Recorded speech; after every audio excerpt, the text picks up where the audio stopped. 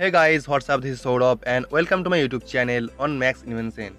So, mobile gaming keeps on growing and phone manufacturers are competing to make the best device to handle top-end games in your pocket.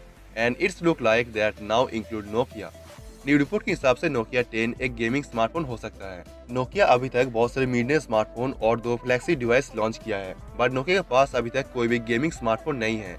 And a very popular Chinese smartphone liquor says Nokia एक gaming smartphone को develop कर रहा है और ये liquor की बहुत ही बढ़िया ट्रैक रिकॉर्ड है जब ये बात करते हैं अनरिलीज नोकिया स्मार्टफोन के बारे में।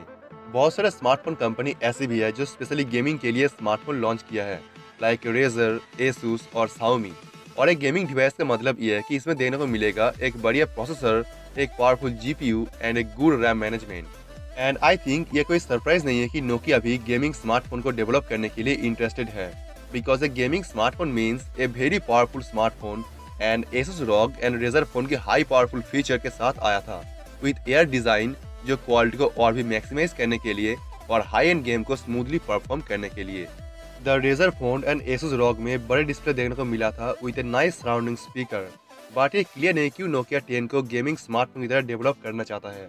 लेकिन ये भी मानना होगा कि एक एंड्रॉइड गेमिंग स्मार्टफोन एक फ्लैगशिप डिवाइस भी है जो डिलीवर करता है एक stellar overall performance.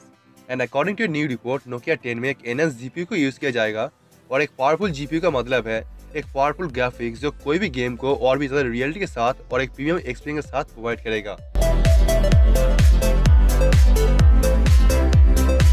Nokia रिपसक chipset को डेवलप कर रहे हैं 5G नेटवर्क के लिए जो प्रोवाइड करेगा the most empowered 5G network. रिपसक चिपसेट काम करती है 3GB 5G new radio technology के ऊपर जो हेल्प करती है offset deployment cost and TCO को मेंटेन करने के लिए।